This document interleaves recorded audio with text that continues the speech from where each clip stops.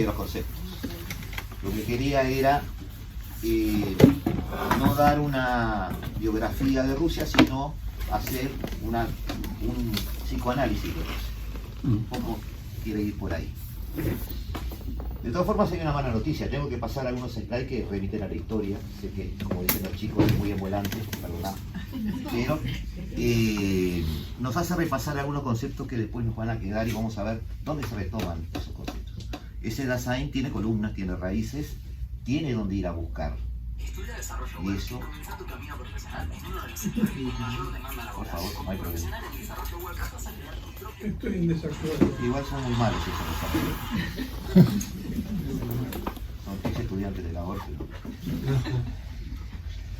Y lo interesante es cuando hay, y es una pregunta que va a quedar para el final, cuando hay pueblos que tienen de dónde sacar un Dasein y pueblos que no. Exacto. Vamos a llegar a algunas de esas conclusiones y vamos a entender por qué algunos sí y algunos no. Y sí, la historia no se repite, pero como dijo algún escritor, rima. Eso también pasa. Esto es inteligencia artificial, que no se preocupen, no fui a buscar a ningún libro. Sí me gustó porque generó el oso y generó el águila bicéfala, que ahora vamos a entender que tiene que ver con la historia rusa. Y tenemos que darnos cuenta de que hay que hablar de algunas palabritas por las cuales voy a pasar, y tengo que ir a la historia, pero pasa rápido. O sea, no va a doler como la vacuna. Eslavos. Él mencionó eslavos. Eslavos es a la vez una etnia, a la vez un código lingüístico, que es la base de muchísimos códigos, tanto en Europa como en Asia. Hay muchísima base eslava en muchos de los alfabetos que conocemos y los que no conocemos, sobre todo también en el sudeste asiático hoy. Los eslavos llegaron a ocupar todo esto. Es decir, es un pueblo que culturalmente sentó las bases de muchas civilizaciones y después se perdió en la historia o quedó debajo de la alfombra o fue ocupado en sus titulares por los historiadores por otras civilizaciones exitosas, con mucho lustre, que después vinieron. Pero aún hoy en Letonia hay un 35% de integrantes de la población que tiene origen eslavo. Todos estos países, ahí queda un poquito corrido, pero está Estonia, Moldavia, Kazajistán, Macedonia del Egeo, todos son los que yo saqué que tienen más de un 10% de incidencia en su lenguaje y además en lo que se llama el perfil cultural, que tiene que ver también incluso hasta con la integración de la sangre de cada uno de los pueblos, más de un 10% de integración eslava. Hay 20 países más que están por debajo del 10%. Para no llenar el slide, solo saqué el 10%, los que están por encima del 10%, y son unos cuantos. Allá por el 6, la historia de los eslavos va hacia muy atrás, pero el 600 después de Cristo pasó algo. Empezó a haber ciertas migraciones internas y concentraciones de poblaciones que hicieron que los lenguajes, primero los lenguajes, se agruparan y empezaran a diferenciarse. Quizás por contacto con tribus autóctonas, quizás por en algún momento justamente por no contacto con una tribu con la que me dejé de ver. Y los bolsones lingüísticos que se crearon en ese momento perduran hasta hoy. Allí nació mucho de lo que hoy es el ruso. Allí nació casi todo de lo que es el ucraniano hoy, que fue el que menos varió de todos esos. Nació lo que fue después el bielorruso, que es una derivación de una mezcla de tribus del norte con ese lenguaje, y el rusino, que sigue existiendo, escondido en pueblos, en aldeas, manejado no en las escuelas, pero se escribe y se pronuncia sobre todo cerca de los Urales. Sigue existiendo. Todos esos pueblos tienen rusino. Alguien habla rusino en todos esos pueblos. Lo pueden averiguar, lo pueden googlear, es interesante de ver. No tiene una relevancia geopolítica, para nada, pero tiene esa antigüedad. ¿Dónde se concentraron? Sobre todo alrededor de un río serpenteante, que hoy lo conocemos mucho porque es donde se está desarrollando una guerra, que es el Dnieper. ¿Sí? Allí se concentraron los eslavos, así empezaron a crecer los pueblos eslavos, desde allí empezaron a trabajar para su expansión, obviamente inconscientemente, ¿no? Les iba bien, tenían lo que quisieron los humanos desde que salieron de África, pero hablando del Homo sapiens, que son las tres cosas de siempre. Es decir, buen clima, aguas tibias, buen agua buena tierra. Y buena tierra. Muy bien.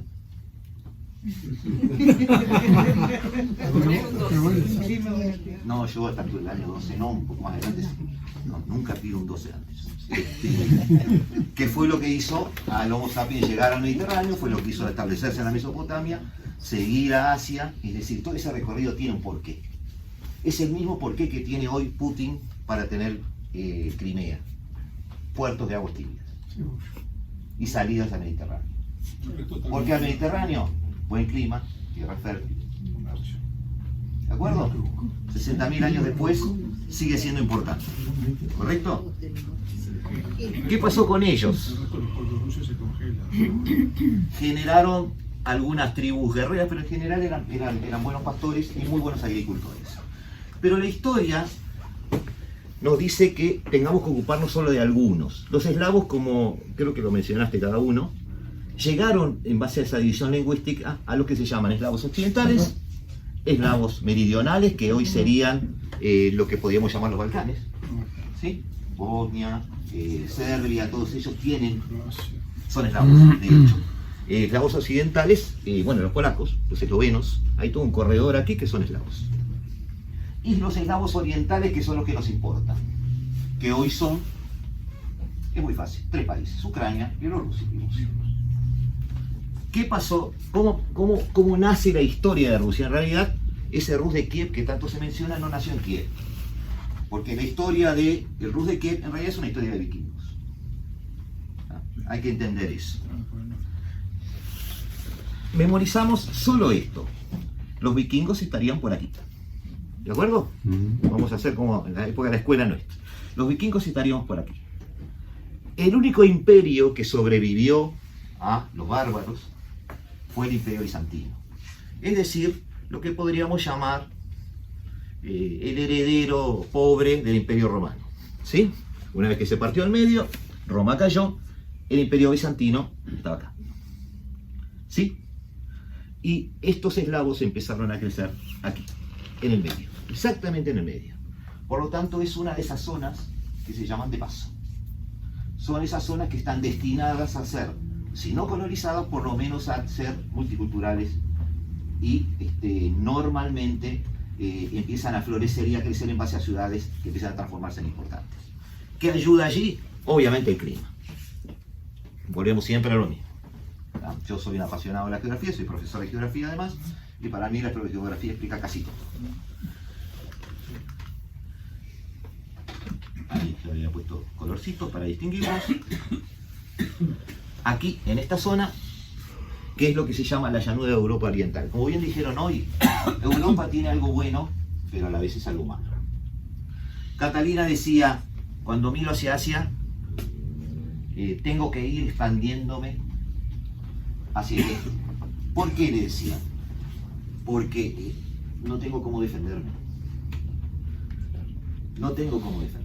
La única defensa que puedo tener de los mongoles, que seguramente era el pueblo que más los invadió, era atacar.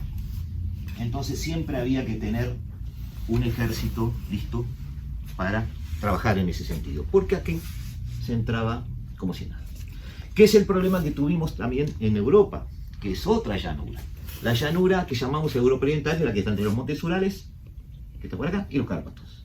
La que está entre los Cárpatos y pongamos desde el norte de los Alpes, esta llanura, es la que posibilitó siempre guerras rápidas, de desplazamiento rápido.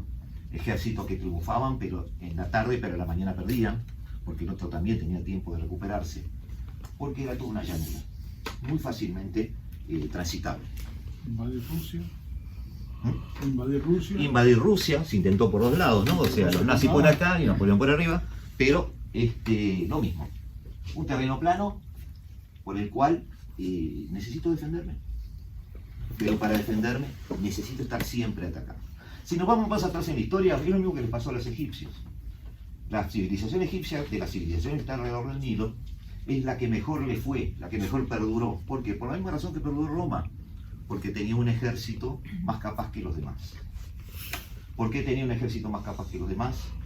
Porque era un terreno en 6 o 7 meses del año fértil, hay una especie de chiste donde dice que iban tirando las semillas y las cosas iban creciendo al lado del Nilo, y todas las tribus que estaban circundando eso fácilmente podían acceder a eso y dejar a los egipcios, por ejemplo, sin recursos naturales que ellos necesitaban. Por lo tanto, en esa situación donde todo es fácil, donde el tránsito camina muy rápido, mi forma de establecer la ley es tener un ejército poderoso. Lo entendió Roma y así se hizo de todo el Mediterráneo.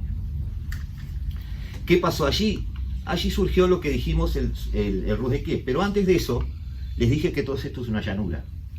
Por lo tanto, desde el punto de vista geopolítico, desde el punto de vista militar, desde el punto de vista político, lo importante son los medios de comunicación. O sea, lo importante son los ríos. Cuando tengo una llanura, tengo que ver dónde están los ríos. El más importante es el Volga. Novgorod, donde nació el Rus de Kiev realmente. Kazán, que está aquí. Y Volgogrado, que después se transformó en Stalingrado, ¿no? Sí. La conocemos como Stalingrado. Por allí invadió. Volvió a ser Volgogrado. Exactamente. Y el otro es el Don, que va, termina acá en el Mar de Azov, Sí. que sigue siendo una gran fuente de comercio. El otro es el Dnieper, que tiene aquí. El vikingo entraba por río también, desde arriba, ¿no? Desde arriba también tenemos el Vístula, en el caso de los polacos. Es decir, el análisis de las guerras, de la formación de los estados, de cómo le fue a cada rey en esos miles de años en que Europa trató de encontrarse a sí misma, tiene mucho que ver con cómo están distribuidos los ríos. Eso permitía todo, desde la civilización hasta los asedios de las ciudades. ¿De acuerdo? Voy a acelerar porque quiero zapar el tema histórico. ¿Qué hicieron? Nos ubicamos acá. Volgograd. Como dijo él, vikingos. Vikingos del sur. ¿Qué se llamaban? ¿Qué tenés ahí? Lo dijiste hoy. Ah, sí. Atento. Es como una clase. Has dicho ahí. Ay, Hay que estar atento. va a ser una clase. Atento, vamos. Empieza con B corta. Sí, sí, bien. Bien, Eso eso. no está, no importa. ¿Ah? Y eso Vikingos que del tiene sur. letras grandes. ¿Qué empezaron a hacer? ¿Qué empezaron a hacer? A bajar por los ríos. A bajar por los ríos. ¿Por qué bajar y por qué no subir en un mapa? Porque al norte está el hielo. Por la misma razón de todos. Allá hay calor. Allá vamos. ¿Ah? ¿Y por dónde vamos? Por los ríos. Y recorremos los ríos. Y llegamos hacia el sur. Y establecemos ciudades en el medio. Pero mucho más al sur del sur, por llamarlo de esa manera, hay un imperio floreciente, muy culto, que fue cuna de civilizaciones, que es lo que queda del romano, es decir, el imperio bizantino. ¿Sí? Por lo tanto, esa comunicación, desde acá hasta acá, a través de los ríos, fue el eje de la creación de muchas civilizaciones, porque fue un tránsito permanente. Y la presencia de los vikingos tiene que ver porque desde aquí, si estamos en la línea media, hacia arriba, el mayor poderío militar era de los vikingos. Los mareos. Varios. Muy bien, dos. Pues, ya estamos en noviembre, si no estamos en noviembre. No estamos en noviembre. Entonces, Voy a febrero. no, llamando a diciembre. Ah, bueno. No quiero que descansen, que vengan y estudien. Entonces, en diciembre, en febrero de vuelta. En diciembre no se salva. No pase la fiesta tranquilo. A ver. ¿Qué pasó ahí en Volgograd? En un momento, uno de los príncipes vikingos, que se llamaba Oleg, que es ese que está ahí, que se transformó en una especie de mito, leyenda, porque se supone que adivinaba cuando lo querían envenenar y tenía una especie de visiones. Sí, recorrió el Dnieper y fundó Kiev. Kiev, me salió la I. Fundó Kiev. ¿De acuerdo? Bien establecida Kiev, en ese momento estaba en una elevación, hoy es más lineal. Podía controlar muy rápido el tránsito desde el norte, porque se concentraba en pocos ríos, y podía llegar muy rápido al sur, como está llegando hoy Ucrania a lo que hoy es Turquía, ¿no? Es decir, esa era la llegada al Imperio Bizantino. Ese Rus de Kiev creció. Llegó a tomar una gran porción del territorio que en definitiva terminó estableciendo las ciudades que conocemos hoy. No voy a hablar de nombres ni de nada, pero hay una que es obvia, que la vamos a ver. Hasta que, como el compañero, pues ya soy compañero, dijo, los mongoles llegaron a un momento en que lograron organizar invasiones con un gran porte de personas. Por lo tanto, establecían tierra arrasada, pero después se empezaban a establecer y destrozaron tierra. Por una razón defensiva, más que nada defensiva, se mudó a Moscú el centro de poder. ¿Por qué? Porque Moscú, en el momento en que estábamos hablando, está en el centro de toda esa zona de influencia. Me alejo, como dijo él, y tiene razón, y lo decía bien Brusón, me alejo de las fronteras. ¿Sí? Genero un poder interior que sea difícil llegar a. Lo vemos en muchas civilizaciones y lo vemos en cosas nuestras también. Por eso Buenos Aires está metido el puerto cientos de metros hacia adentro, en una tierra fangosa de por medio, porque la idea es que era difícil invadir. Claro, hoy les complica tener un puerto que funcione así, pero en aquel momento esa era la razón. ¿Sí? El barro era la defensa. El barro era la defensa, claro que sí. En Moscú empezaron a haber príncipes. Tenían otros nombres, no sé si lo anoté, creo. Sí, acá estamos. Estamos hablando del siglo XIII, principios del siglo XIII. Oleg fundó el Rus de Kiev en 1882. Ya no había más mongoles. No, sí había mongoles, pero el territorio era del Rus. ¿De acuerdo? Correcto. Los mongoles trabajaban con tribus que, dependiendo de la estación del año, invadían o se iban, invadían o se iban. ¿Sí? Empezaron a sucederse los zares. En realidad no los zares, empezaron a sucederse los príncipes. Es importante esto, igual que pasa con la Federación Germana, los rusos tienen una historia de algo fragmentado que se fue hundiendo, y fue generando una identidad propia en base a la unión de muchos diferentes. Esto es clave, ¿sí? No es todo homogéneo, no, pero esa es la idea y esa es la fortaleza.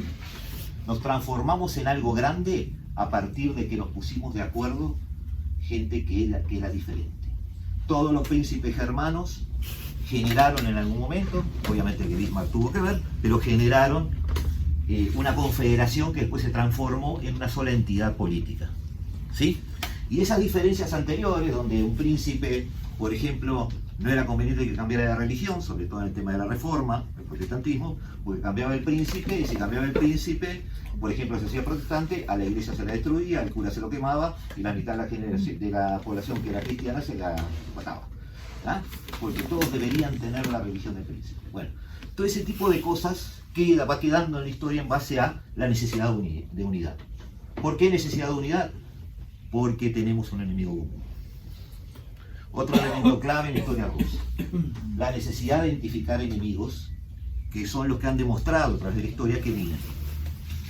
Por eso estos príncipes empiezan a tener pequeños principados que al mejor estilo feudal dan sus soldados para defender el principado. Moscú en particular, por donde estaba en ese momento, no hay ninguna magia en esto, ni por una gran elaboración, no sé, de ideales o alguna fuerza especial, ni tampoco una elaboración de razonamiento especial. Moscú triunfó, digamos. Simplemente había una ubicación geográfica privilegiada, mucho terreno para que lleguen a mí, por lo tanto tengo mucho tiempo para crear, ¿qué? Una civilización. Lo que después va a ser una civilización. Por ahora creamos un estado, costumbres, nuestra manera de ser, nuestra manera de no ser, cómo peleamos con los enemigos, cómo los enemigos pelean con nosotros, cómo identificamos a los enemigos, cómo los tratamos entre nosotros. Todo eso se generó en Moscú. La discusión de que el Rus de Kiev fue originario es una tontería. ¿Ah? Los mongoles se encargaron de borrarlo del mapa. Quiero ser objetivo, porque si no entramos en discusiones de hoy. ¿Ah? Y hay una lista grande de príncipes que se destacan, algunos más que otros. ¿Por qué? Porque se destacan porque triunfan sobre el enemigo, porque triunfan sobre los mongoles, triunfan en algún momento con relaciones muy complicadas con el Imperio Bizantino, con quien empezaron a llevarse mal, ¿sí? Por temas comerciales más que nada. No había problema de conquista de tierras, pero sí comerciales. Ya en esa época existían tributos sobre los barcos que pasaban por los ríos donde se comerciaba. Eso fue un tema complicado. Y llegamos a esta pareja. Estoy yendo rápido para salir, que no se me duerma ella, para salir de la historia. Llegamos a esta pareja con nuestro amigo Pedro I, que llega a una situación de paz en todo el Rus. ¿Sí? Y debido a su preparación, ahí sí, quizás a su inteligencia o a algunos otros parámetros o elementos que coincidieron, y que empezó a generar una corte que producía un sistema cultural. ¿Sí? Empezó a haber determinados escritores. El empezar a haber escritores dispara a lo demás, ¿no? O sea, yo cuando escribo genero un relato. Cuando genero un relato, activo la imaginación. Cuando activo la imaginación, todos volamos. Y yo ahí puedo transmitir todo. Puedo hacerles creer que somos todos malos o no nos queremos, o puedo hacerles creer que somos todos una nación. Depende cómo escribo. ¿Era ruso de Rusia, Pedro? ¿Nacido en Rusia? Pedro era nacido en Rusia, y ya no. Mira que Catalina. La esposa, en realidad la segunda esposa, era, que después se llamaba Catalina, Alemana. era, sí, lo que sería Polonia, está en Polonia hoy. El pueblo donde ella nació hoy está en Polonia. En realidad fue la segunda esposa, en realidad no iba a ser esposa. Él se había divorciado de la primera y le estaban consiguiendo una amante amable, digamos, y bastante estable y funcional. ¿Ya? Pero bueno, se enamoró y ya está. Se le fue. Ah, bueno, no, en realidad le fue bien. Fue bien. A Rusia le fue bien. Esa combinación hizo posible que Moscú, además de mirar hacia Asia para la defensa, miraba hacia Europa con atención y con cierta envidia.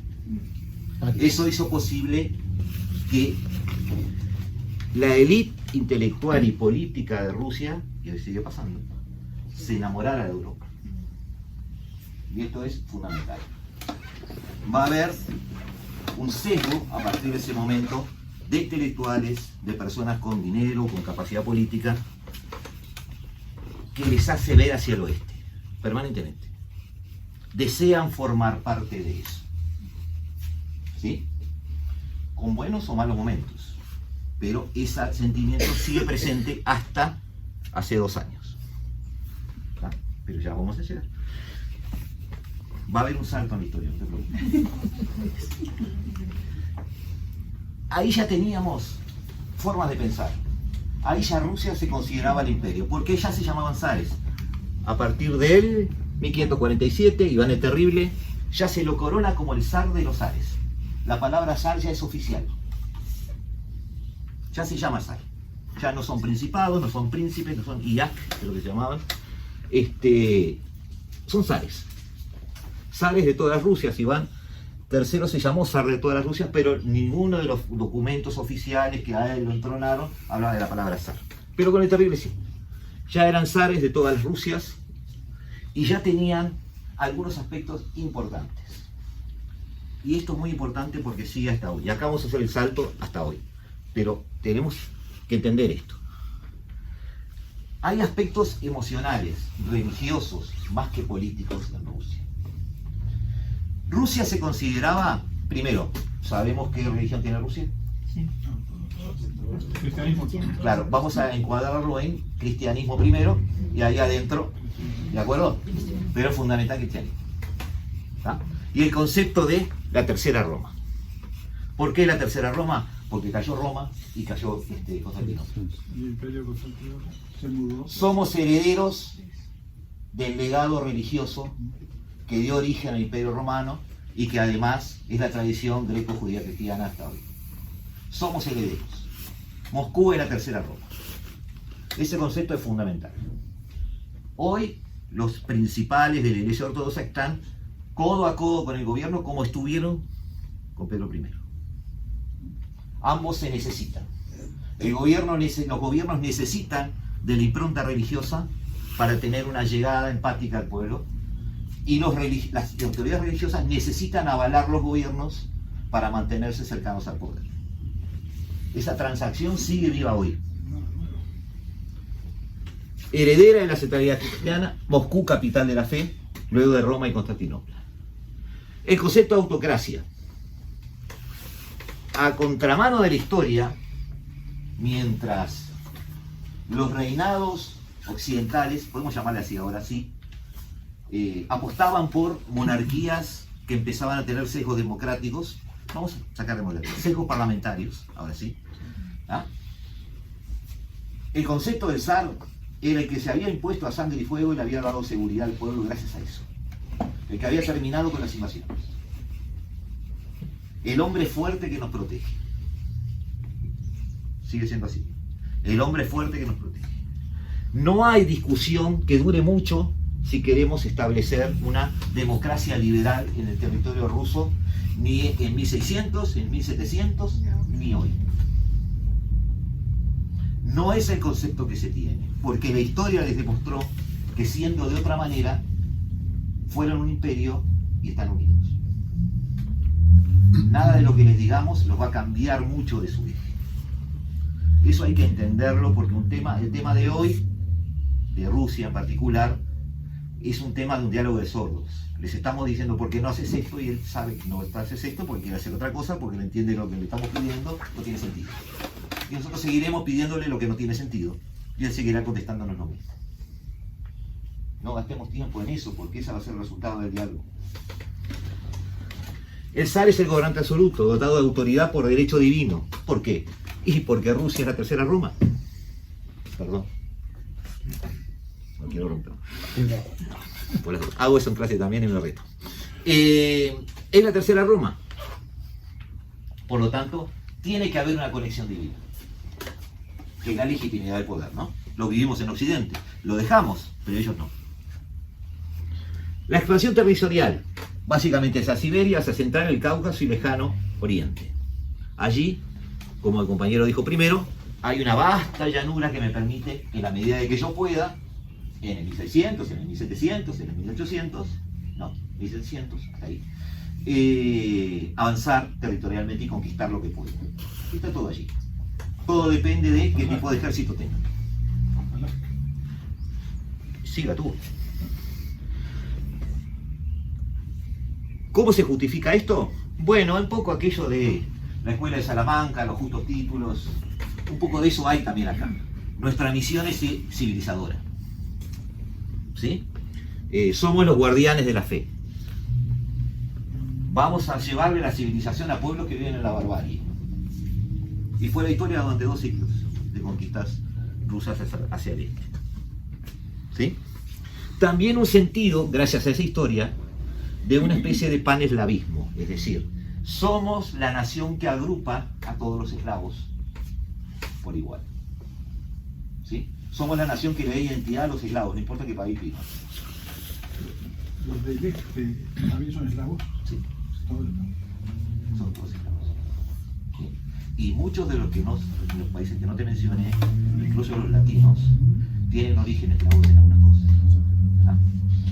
Y hay una identificación muy fuerte, sigue habiendo, acordémonos, una identificación muy fuerte con el Imperio Bizantino. El alfabeto cirílico que manejan ellos es básicamente el alfabeto griego más 10 o 12 caracteres más que vienen del hebreo, y allí algunos se cambiaron de forma, algunos cambian de pronunciación, pero de allí salió.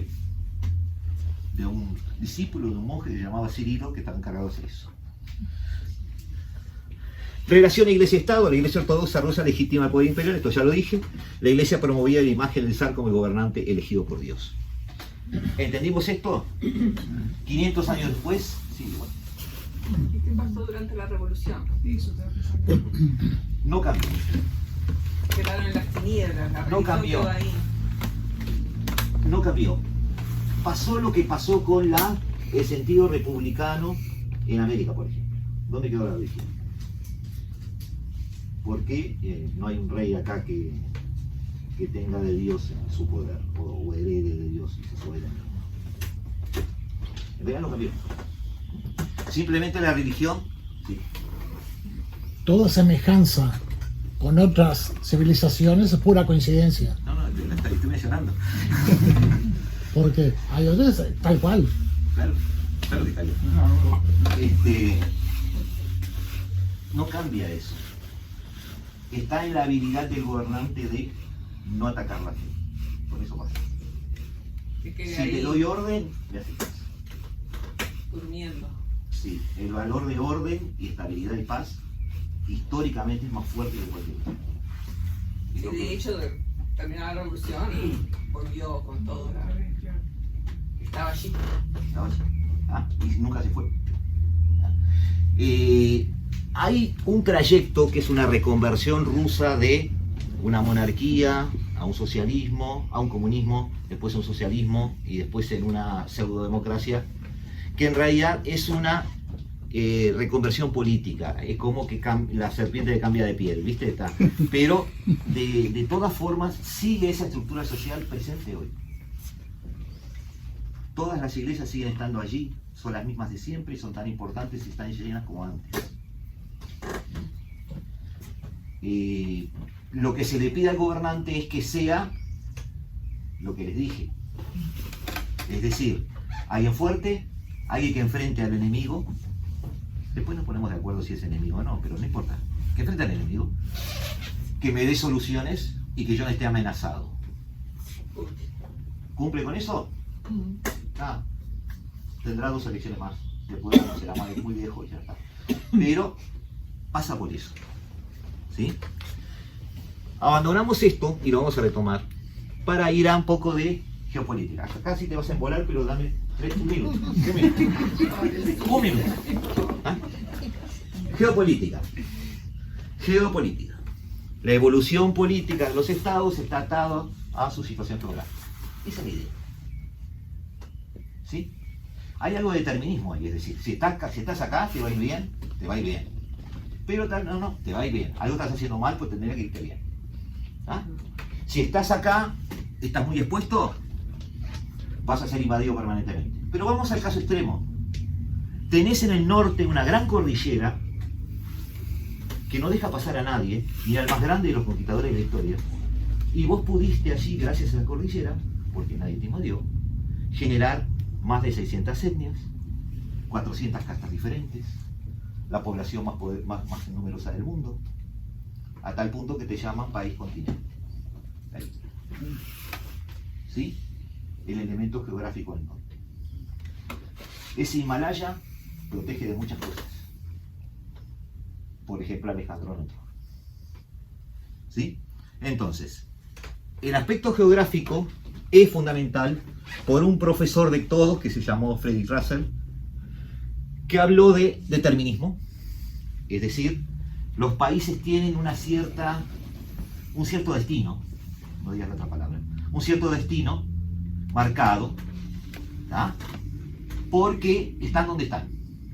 Por ejemplo, son una isla, son muy difíciles de invadir porque son una isla. Por lo tanto, si son buenos marineros, si son buenos en el mar, conquistarán el mundo. Inglaterra. ¿De acuerdo? O a la inversa, están inmersos en el centro de un gran continente y es muy difícil llegar a ellos. No conquistarán, pero nunca serán conquistados. ¿Sí? Los países además son como organismos vivos, somos como nosotros. Nosotros no podemos pasarnos haciendo cosas de la mañana a la noche, después irnos a acostar y al otro día hacer lo mismo. Necesitamos comer, necesitamos alimento, necesitamos crecer, necesitamos que nuestras células se alimenten unos a otros. Ese organismo vivo que es cualquier nación que quiera sobrevivir, se está enfrentando a un mundo que desde el 1522 sabemos cuánto dura, cuánto mide, lo que tiene, ya no hay nada más que descubrir, después que el K no llegó, ahora lo que hay que hacer es repartirlo. Se reparte con una lógica de suma cero. Lo que tengo yo, te lo quité a ti, porque no puede duplicarse. O sea, un territorio lo tienes tú o lo tengo yo. ¿De acuerdo? Con esa lógica, yo si quiero que mi pueblo y mi nación se desarrolle, ¿qué necesito? ¿Sacarle a otro qué? Espacio. Espacio que para mí es vital. Espacio vital. ¿Sí? Lo que los alemanes llamaron Lebensraum. El espacio vital. ¿De acuerdo? Que se comió en Polonia. Eso es un elemento fundamental en la tesis de este hombre, que describe el mundo así. Y contagia. Contagia a un alumno, que se llama Kegel, ay, nunca me sale, perdón, Kehler. no, pero es sueco, tiene una pronunciación J. complicada, que nunca me sale. Que fue el creador del término geopolítica. Él habló de geopolítica. Pero también tuvo otro alumno, que se llamó Haushofer, que era alemán, que, con esto les digo todo, nació en 1869, o sea que si le sumamos 30, 40 años, anda ahí, Alemania, periodo entre guerras, ese periodo crítico, horrible, espantoso entre los 20 y los 30 en Europa, donde todas las ideologías salían a la calle a pelearse unos contra otros, lo que Antonio Gramsci llamó el interregno, es decir, lo viejo murió y lo nuevo no acaba de nacer. Sabemos que el sistema viejo murió, las monarquías ya no están, no sabemos lo que viene. En eso que yo llamo interregno, decía Gramsci en sus cuadernos de la guerra en el 29, en eso que yo llamo interregno, ese momento es donde surgen los peores demonios. Y surgieron fascismo, nazismo, todo eso. ¿De acuerdo? Entonces, este hombre da nacimiento a la expansión racial del nazismo. Él fue a visitar a un arquitecto que estaba preso con sus cuadernos, a mostrarle su teoría. Lo convenció. Ese arquitecto lo hizo volver muchas veces a ese calabozo y le dijo: no perdamos el contacto, cuando salgamos de la cárcel estaremos contigo. Él no se percató que en la misma celda, en un costadito, había un cabo alemán sentadito ahí, que quería pintar la pared pero no podía, ¿ah? Que escuchó todo eso, y obviamente eso es parte de lo que estuvo metido dentro de ese libro que todos conocemos. Bien, esto es parte de lo que estudiamos relaciones internacionales.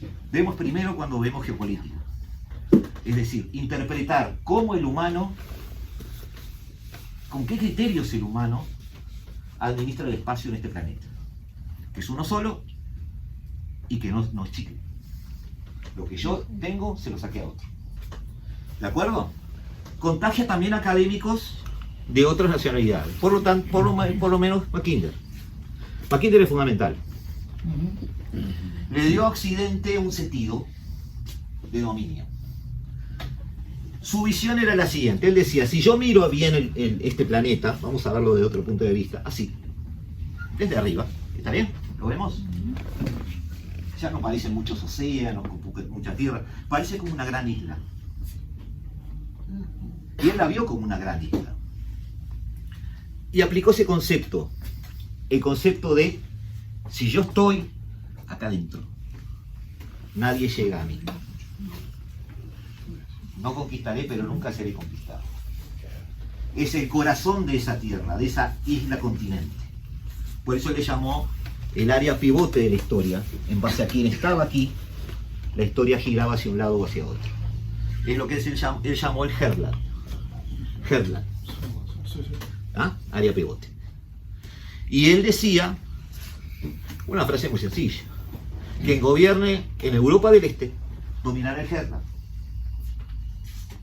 Quien gobierne el Herland dominará la isla mundial. Quien gobierne la isla mundial controlará el mundo. ¿Sí? Hoy allí está Rusia y está Alemania.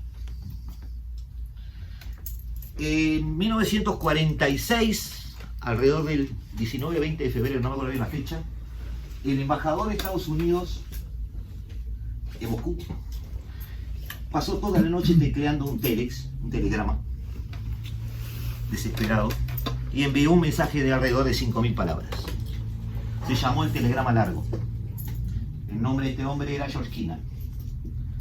Es conocido por el telegrama largo, porque en ese telegrama le avisaba a Washington de que había descubierto de todos sus contactos en Moscú de que Rusia no era un amigo leal, ni iba a ser un socio pacífico. Rusia tenía sus planes de dominio hasta donde pudiera, y de alguna manera iba a soyugar y a dominar a todos los países que tuvieran límites con ellos. Pasó toda la noche escribiendo, ese telegrama se leyó al otro día en Washington, y ese hombre, George Kennan, fue el que generó todo lo que después se llamó la doctrina Truman, es decir, la intención de Estados Unidos de concentrar su política exterior en aislar a Rusia, contenerla, no permitir que crezca, porque ese telegrama me hacía ver hacia dónde iba. Perdimos la inocencia ahí, y nace la Guerra Fría, ¿no? Ese hombre, George Kennan, casualmente dio, a usted que le gustan los detalles, dio asilo en su casa a la hija de Stalin, que había salido expulsada de Rusia, no sabía dónde quedarse, y él la recibió en su casa y estuvo con él hasta que murió. Murió en el 2007, y murió en 2007 diciéndole a uno de sus hijos una frase: por favor, dile a Washington, él habló de una persona que conocía en Washington, que nunca dejen que Alemania y Rusia se lleven bien, porque ese va a ser el principio del fin de nuestra influencia en Europa. Y como años después vemos volar el Nord Stream 2, yo ato unas cosas con otras. ¿Ah? Que es lo que tú me dijiste, que no hay coincidencias. Entonces, para Occidente, estar en ese Heartland es poder.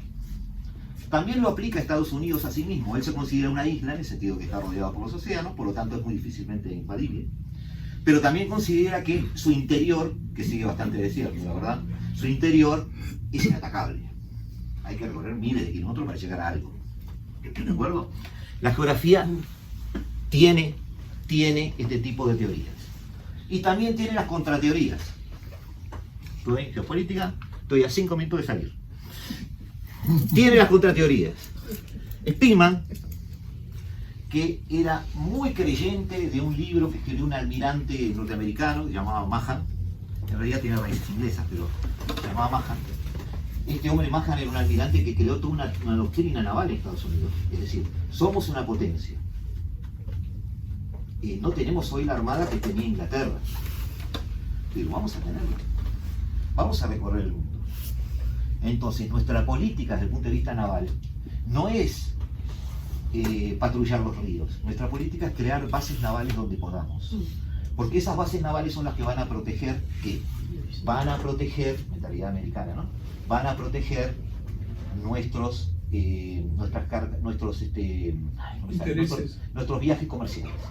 ¿Qué es decir eso? No me sale el viaje marítimo como se me fue. Es por la lluvia.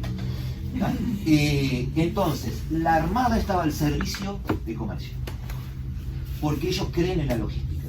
Así ganaron la Segunda Guerra en el Pacífico. Mientras los alemanes hundían cruceros y torpederos y intentaban hundir ¿cómo que se llama? Barcos, submarinos. Ah, pero el más grande, ¿cuál? Portaaviones. Perdón.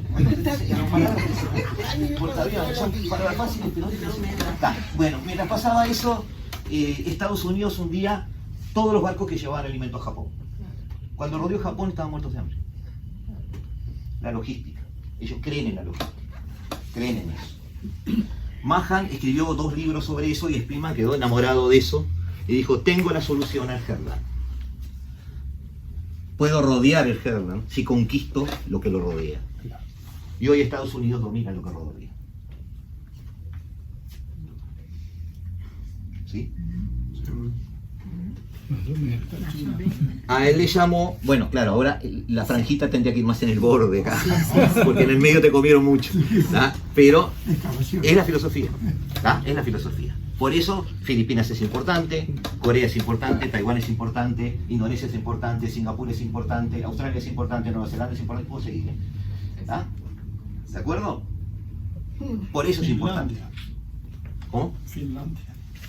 Y acá lo mismo. Finlandia, Estonia, Lituania, son importantes. Son la contención al Heartland, que puede crecer. ¿Por qué puede crecer? Porque él tiene aspiraciones imperiales y no va a ser derrotado. No va a ser derrotado. En esta guerra todos tenemos algo muy seguro, no es que Rusia vaya a ganar. Sabemos que no va a perder. Eso lo sabemos. ¿Sí? Entonces a veces yo digo eso y digo, bueno, sos prorruso. Yo no, es la verdad.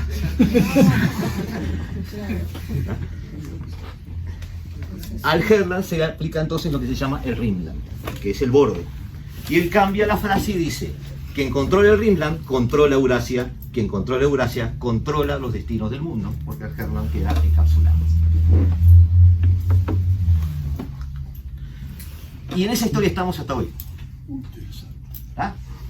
Estamos hasta hoy donde tenemos todo esto, como él dijo, 11 usos horarios, un monstruo, que además tiende a crecer. Si no hacemos nada, tiende a crecer. ¿Cuál es el mayor problema que tiene hoy el planeta? Agua y energía. Pongámosle título. Agua y energía. Clima, agua. Eso no es título. Agua. Más título que eso. ¿Cuál es el gran objetivo que tiene la raza humana hoy? El problema que ven las Naciones Unidas, las políticas que están cambiando hacia qué? El medio del planeta. El medio ambiente, el cambio climático. ¿De acuerdo? ¿Eso es malo? ¿El cambio climático es malo? Sí, No Es malo. necesariamente. ¿Para quién? Claro, tal para cual. algunos sí, para otros. Tal cual, ¿para quién? ¿Para quién puede ser? En 35, 40 años toda Siberia va a ser fértil. Exacto. Seguro, mirando lo que va. Se está descongelando Siberia. Sí, tal Los cual. permafrost, vas a tierra. Se va a poder navegar por el Ártico. Ya están Ya navegando. está. Sí, pero, tiene que- Ya hay no solo portaaviones nucleares, que quiere decir que son portaaviones que son eléctricos, pero que tienen un motor nuclear. No, hay portaaviones que tienen centrales nucleares adentro que alimentan la energía de todo el portaaviones. De eso ya hay 2 rusos en el Ártico. Y un chino. Y un chino. ¿Ah? Por ahora. Entonces, estas rutas, si yo quiero salir de acá, salir de, por ejemplo, de por acá, sí, que es territorio ruso, y llegar, por ejemplo, aquí, tendría que dar toda esa vuelta en este mapa. Pero en este mapa es muy cortito. Y ese es el mapa real. Sin hielo. Y el hielo se está yendo. ¿Sí? Entonces, todo esto juega. No importa si es Biden o Trump. No importa. En realidad no importa. Esto es lo que juega. Lo que va a pasar en los próximos 10, 15 o 20 años. Ahora, teniendo todo este problema entre manos, que es muy grande, tenemos que estas teorías también se escucharon y se leyeron en Moscú. Pero también ellos tenían sus teorías. Se me quedó uno al revés del otro. Que eran los pilares ideológicos, ¿se acuerdan? Imperiales. Bien. Entonces hagamos una ensalada con todo esto. Pongamos en el gobierno a alguien que lea todo esto. Y después nos ponemos a charlar con él sobre geopolítica. Entonces les va a decir, que ese es un poco el tema, ¿no? Les va a decir muchas cosas. Les va a decir, diga lo que diga Gustavo, yo tengo un pasado glorioso al que volver. No voy a descansar hasta llegar a eso. Yo no lo condenaría por decir eso. Otra cosa son los medios. No lo condenaría por eso. Nosotros queremos volver a Paraná, así que no va a pasar, ya vimos esta semana que estamos lejos de muchas cosas. Pero bueno. Pero ellos no están tan lejos. Siguen siendo un país de 11 usos horarios. Siguen siendo el tercer ejército del mundo, o cuarto, no importa dónde esté, pero tienen el suficiente poder para saber que hay guerras donde no va a perder. Y es una potencia nuclear. Es una potencia nuclear más que los demás. Allí lleva la ventaja. Claro, el chiste está en que no las usan. Por eso son efectivas. Pero amenaza. ¿Eh? Pero amenaza, dijo. Y Ahí está el poder, ahí está el advierte. Sí, sí, Ahí está el no, poder, si no, ahí está el ya- poder. Ya estaba la Nadie las usa. Ahí está el poder. Cuando yo salí de preparatorio, que en aquella época de bachillerato era preparatorio, tenía una novia que me decía, yo le decía que me querés, no me querés, todas esas cosas que se dicen. Y ella me decía, yo te demuestro todos los días que te quiero. Porque, por ejemplo, sé las cosas que te preocupan, sé las cosas que te lastiman, pero nunca las uso. Es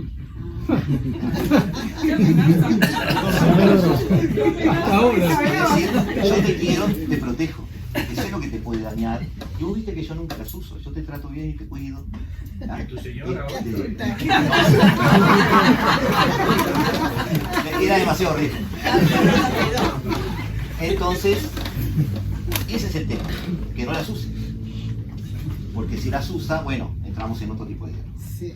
Pero lo que quiero decir es que volvemos a los números que dieron hoy. 1991 se acaba el chiste de la Guerra Fría. Mentira, pero sirve como fecha. Cae el muro, por un malentendido, pero cae. Sí. Si no saben la anécdota, búsquenla. Pero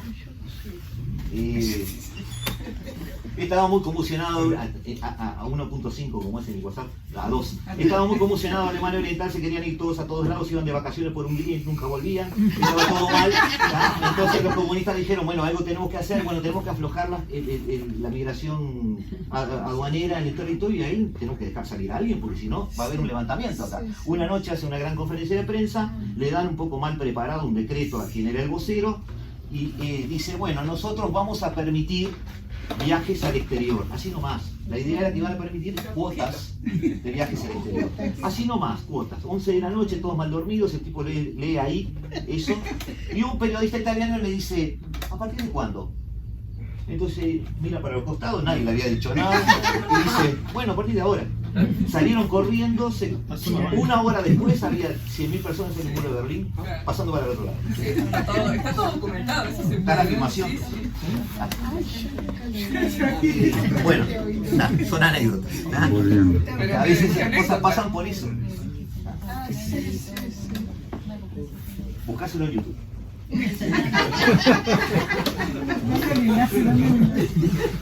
Unipolar. Orden unipolar. Orden unipolar. China remando como nunca. Ya se había desengañado de un sistema económico que había nacido en el 49 y que terminó de morir en el 73, cuando se murieron los dos referentes que lo llevaban adelante, que eran Mao y Xu. O sea, lo único que fueron morirse, se murieron ellos y se murió. Y vino Deng Xiaoping y vino otra generación y dijeron, bueno, no, vamos a movernos a un sistema capitalista. Los chinos tienen muy bien dividido su calendario. Ellos creen que fueron. Tenemos algún mapa acá rápido. No sé cómo estoy de hora, vos vas a avisar. Nos quedan 10-15 minutos. 10 minutos. Llego. 15 está bien. Ponemos acá África, ¿de acuerdo? Esto era el mundo antes de 1492. Nada más. ¿Estamos de acuerdo? Sí. ¿Estamos de acuerdo que nada más? ¿Europa qué era? La península occidental Claro. del mundo. De todo. Nada más. O sea, un rico sitio. ¿Qué había en el medio? El imperio del medio. Eso quiere decir China. China quiere decir imperio del medio. Ellos fueron el imperio del medio durante muchísimos siglos. Según ellos, y algo de razón tienen, porque sus filósofos nacieron 100 años antes que los nuestros. Platón no existía, cuando había muchos escritos ya de los... Ellos dicen que todo fue bien hasta 1849. 1849 terminó la Segunda Guerra del Opio. En 1849, cañoneras inglesas obligaron a los chinos que no querían plantar opio, porque su juventud estaba pudriéndose por la droga, los obligaron a plantar, Claro. a cañonazos. Sí, sí. Allí ellos dividen el tiempo simétricamente. Empezó para, palabras de Xi Jinping, pero palabras de todo el politburó chino, así empezó para ellos el siglo de la humillación. De la humillación, con H, de la humillación. 1849, perdón, sí, 1849, hasta 1949. Ahí terminó el siglo de la humillación. ¿Por qué? En 1949 nace la República Popular China. ¿De acuerdo? Mao viene a sacarlos de la humillación. Un siglo fueron serviles de Occidente. ¿De acuerdo? Ahí nace, para ellos, el siglo de la restauración. China vuelve a tratar de recomponer y recuperar lo que le sacaron. ¿Qué le sacaron?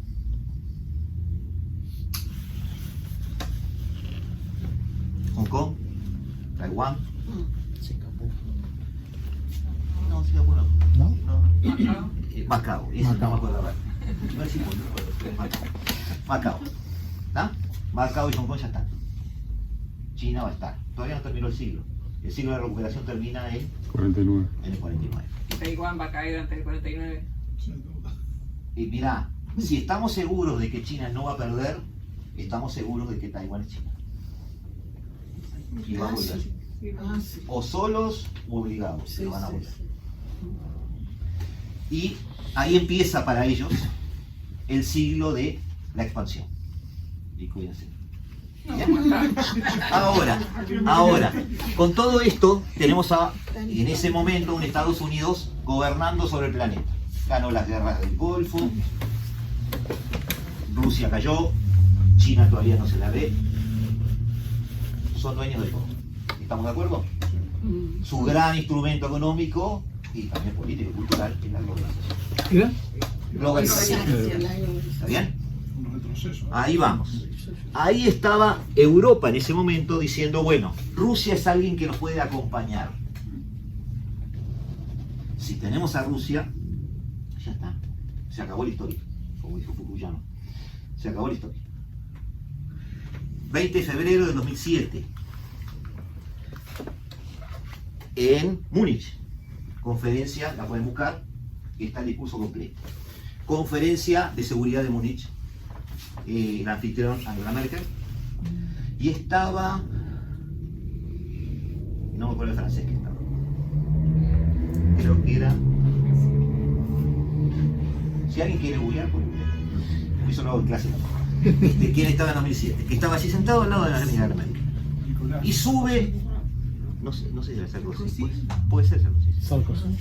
Y sube un joven, Vladimir Putin, que ya se había sacado de encima a Yeltsin, que había asegurado su poder dentro de Rusia, por lo menos, y todos empiezan a escuchar un discurso que se supone es un discurso de adhesión a esta nueva era que se viene. Y lo que dice Putin es, Rusia tiene su pasado, Rusia ejerce su soberanía, Rusia no responde a este nuevo orden unipolar que se nos quiere imponer. Por lo tanto, tomaremos nuestras propias decisiones. La quijada de Merkel cayó. Sarkozy miró para el costado, miró para atrás, creo, empezó a hacer así. Y acá para mí terminó el régimen unipolar. A partir de ahí empieza la nueva Guerra Fría. ¿La nueva guerra? Guerra Fría, 2007. 2007. Busque la conferencia de Múnich. Ahí empezaron a surgir corrientes de pensamiento en Rusia, como sucede en todos los países que quieren generar una identidad nacional. ¿Nos pasó a nosotros? ¿Sí? Le pasó a Argentina, pasó de ir a buscar un rey a tratar de hacer una constitución republicana. Es decir, todos los países empiezan a generar o buscar generar argumentos, doctrina, teoría, que le diga a los demás que yo soy más grande. ¿De acuerdo? ¿Tenía de dónde agarrarse? Bueno, sí tenía. Tiene un pasado donde dominó todo el área. Tiene un pasado con ejércitos poderosos. Tiene un pasado con una cultura poderosa. Y además bastante homogénea, a pesar de las diferencias que tienen internamente. Y tiene un presente donde él es, y de verdad, desde el punto de vista militar lo fue, el triunfador de la Segunda Guerra Mundial. Vamos a dejarlo claro. ¿Bien? Por lo tanto, empiezan a ver hacia dónde van. Y ahí empezamos a volver a esa frase que les dije hoy. Esa élite política, social y cultural enamorada de Europa empieza a tejer relaciones comerciales con Europa y le va muy bien. Empieza a proveer a Europa de gas y petróleo barato. 2007, 2010, 2014, hasta 2014. ¿Ah? Y va todo muy bien. Es más, construye un gasoducto hasta Alemania y quiere construir un segundo, y empieza a construir el segundo, y termina a construir el segundo, porque la idea es que el gasoducto anterior pasaba por Ucrania, por ejemplo, y pasaba por otros países que están allí, pero Moscú vio inteligentemente que en Europa hay un cierto determinismo en los últimos siglos, ¿no? Todas las guerras son contra Alemania.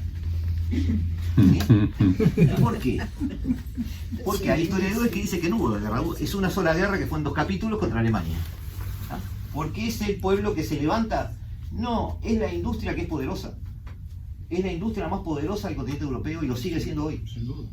¿Ah? Es la economía que es más difícil de matar y por lo tanto es la economía con quien yo apostaría a ser socio al futuro. Y Putin lo vio así. Pero ese mismo año se está muriendo George Kennan y está diciendo a su hijo lo que le dijo. ¿De acuerdo? Estados Unidos no va a permitir eso. ¿Estamos de acuerdo en eso? No estoy diciendo que esté bien o esté mal. Parece No, no. Son intereses. ¿De acuerdo? El oleoducto ya no está. El oleoducto ya. Bueno, Bien. pero más allá de eso, hay entonces en la élite, ¿cómo estamos? 5. Bien. Más allá de eso, hay en la élite rusa un desencanto con Europa por lo que pasó con Ucrania. ¿Tá? No voy a relatar, es muy rápido el Euromaidán, un golpe de Estado facilitado por los Estados Unidos. Hay una grabación de una conversación telefónica de Victoria Nuland donde va poniendo uno a uno quiénes van a ser los ministros del próximo gobierno. O sea, se filtró eso, así que Estados Unidos dio ese golpe realmente. Putin vio que se tenía el enemigo en las puertas y reacciona mal, pero reacciona. Y estamos donde estamos. Pero entonces Rusia se convence de que, más allá de toda esa historia de Catalina para acá, el oeste no es el camino. Nunca será aceptado. Podría ser aceptado culturalmente, quizás. Puede haber cierta simpatía, pero funcionalmente, desde el punto de vista económico ni político, va a ser aceptado. Es demasiado. A ver, le preguntaron a un español. 4. Dame, 5. Peñarol. Bueno, bien. Le preguntaron una vez a un español por qué habían perdido América. Y él lo dijo en una frase muy sencilla: dice, demasiado grande, demasiado lejos. Y bueno, Europa tiene a Rusia demasiado grande y demasiado cerca. ¿Sí? Siempre será un peligro. Entonces son esas cosas que no nos estemos en perder pelo, si yo ya lo perdí, pero perder en esas elucubraciones que puede haber un futuro donde... No, hay cosas que no van a pasar. ¿De acuerdo? Incluso Europa sacrificó las cosas de la abuela con esto. Porque durante 50 años tuvo un estado de bienestar basado en 2 pilares. En el gas y el petróleo barato ruso. Y Estados Unidos le pagaba las armas. No tuvo ejército. La defensa era... Por lo tanto, ese estado de bienestar existió en base a esos 2 pilares. Ahora que esas 2 cosas no están, vas a ver cuánto dura el estado de bienestar. Ya no está durando. No. Ya no está. ¿Y no le conviene a Europa irse Ya no con está. Rusia y alejarse de Estados Unidos? ¿No le conviene a? A Europa. Es la pregunta que se hace Europa, pero es la pregunta que está Europa en capacidad de hacérsela. ¿No han tenido demasiado tiempo una política demasiado sumisa y hoy no pueden tomar decisiones propias? O capaz que sí. Capaz que sí, no en esta Europa, pero sí en otra que viene. Pero ojo, AfD en Alemania ya ganó una provincia. Sí. Meloni triunfó cómoda en Italia. Entonces, el costo puede ser muy alto para ese cambio. Europa tiene que decidir qué quiere de ella misma. Ya sé que me fui, pero no tenemos más caso. No, está bien. Después nos vamos rapidito. 2 minutos para la 4ª teoría política. Pero si son 25. Sí, pero... Después nos eso vamos están rapidito. echando. No nos quedamos Pelea. No me convencés. ¿Nos acordamos de esto? Sí. 2 nombres: Sergei Karaganov y Alexander Dugin. Alexander Dugin es un referente. Tenemos que tenerlo así. Es a quien todo lee. Aquí salen las ideas, yo sigo las ideas. No sé si saben qué, pero es lo que fue para nosotros en algún momento de lucidez que tuvimos hace unas décadas, Méthode Ferré. ¿Ah? Un escritor que vio hacia dónde podíamos ir. ¿Ah? Es el único geopolítico que tuvimos. Y Sergei Karaganov, que lo hago rápido, y vuelvo a Dugin así, estás tranquilo. ¿Ah? Él establece la soberanía nacional, es actual, es asesor de Putin, promociona un orden mundial multipolar y está a favor de usar algunas armas nucleares para demostrar poderío. O sea, un halcón. Hoy el mundo está mal porque el dinero ejerce influencia, la nueva cultura woke ejerce influencia sobre nosotros. Estas sociedades a las que nos están llevando por mal camino ejercen influencia y se están pudriendo. Solo quedan los últimos dos pilares de eso, que son China y Rusia. La Federación Rusa, si hace bien las cosas, va a ser un faro que ilumine a toda Europa en algún momento, volviendo ¿a dónde? A la cima. Volviendo a las fuentes, volviendo a lo que nos decían nuestros ancestros, volviendo a un sistema estable, con el poder concentrado, autocrático, con alguien que mande, ¿sí? Y sociedades trabajadoras. ¿De acuerdo? Debemos solo asociarnos con amigos. Por ahora estos son los amigos. Los amigos. Los BRICS. Algunos de ellos. Ah. Sí, no. También. También. Pero no lo dejaron entrar. No lo dejaron entrar. No lo dejaron No. entrar. Bien. Lula. Debemos saber que Estados Unidos está previendo esto. Estados Unidos está trabajando en el Rindan. No le está resultando fácil. No, pero lo está haciendo. ¿Ah? India ya forma parte de un convenio militar con Estados Unidos, y con Australia y con Nueva Zelanda. Por lo tanto, el camino está claro. Dugin. La cuarta teoría es ir a una autocracia imperial. Esa es la idea. ¿Por qué? Porque tenemos que pensar en mucho territorio, que necesita mucha cohesión. ¿Y por qué tenemos que pensar en mucho territorio? Porque no miramos más a Europa, ahora miramos Asia. ¿Sí? La historia cambió. Con todo esto por administrar, con gasoductos o oleoductos que no son 2.000 o 3.000 kilómetros, son 20, 30 o 40.000 kilómetros porque llegan hasta Manchuria. Yo estoy abasteciendo ahora, no a los países de Europa que me pagan bien, estoy abasteciendo a toda Asia con mi petróleo y mi gas. Por lo tanto, esas sanciones para mí fueron la mejor oportunidad comercial que he tenido en mi vida. ¿Ah? Y Dugin habla de no al globalismo cultural, un sistema autocrático, y teniendo en cuenta eso, Dugin no apuesta por generar puentes de relacionamiento con Occidente. Apuesta a los dos bloques porque uno va a triunfar. Todo esto lo piensa Putin. ¿Lo piensa? Putin. Entonces, cada conversación que ustedes vean en la televisión, piensen quién está hablando con Putin y qué está pensando. ¿Sí? Tiene un país que no es pobre, tiene un país que tiene recursos, tiene un país que además se está haciendo de todo esto. Porque toda esta franja acá en el medio que se llama Sahel ha tenido 3, 4 golpes de estado en los últimos meses, todas juntas militares, todas sacaron a patadas a los franceses, todos le dejaron las minas de oro y cobre a administrar por el grupo Wagner de Moscú, y todos construyeron las vías ferroviarias y los puentes en estos 4 o 5 meses con obreros chinos. Occidente perdió África. Ya está perdiendo África. ¿Sí? Y no solo está perdiendo África. China puso un pie en América. Sí, grande. ¿Ah? China ya generó puertos, generó infraestructura, generó trenes, generó ahora edificios, va a ser escuelas y hospitales ahora en 2 o 3 meses. Rusia ya genera los yacimientos, la extracción de yacimientos y la comercialización del petróleo. Todo eso de Venezuela. Obviamente, así como Rusia no va a perder, Maduro no iba a dejar el sillón. Nunca. Porque el único poder que puede sacarlo a Maduro del sillón es el poder que siempre puede, que es el poder militar. La fuerza. Por eso Calígula, antes de ascender, le duplicó a los centuriones el sueldo y ahí lo eligieron emperador. Fue así. Porque tenía un contendiente. Pero Maduro ya implicó a los generales en el negocio. Las multinacionales venezolanas tienen sus juntas directivas militares. Ya está. O sea, la multinacional está funcionando. no hay una razón por la cual los cuarteles tendrían que ir a golpear las puertas a Maduro. Mientras el dinero entre, ¿no? Lo cual nos lleva a la última pregunta y me fui. Créeme.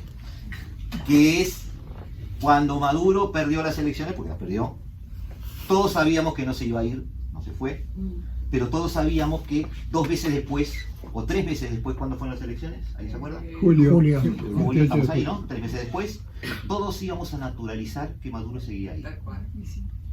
Iba a seguir. Los venezolanos primero que nosotros. Ahora, mi pregunta es, ¿por qué? ¿Ya no habrá revoluciones? ¿Qué sociedades tenemos que Yo no te se la levantan? escuché. Te escuché esa pregunta y la respuesta, no la voy a decir.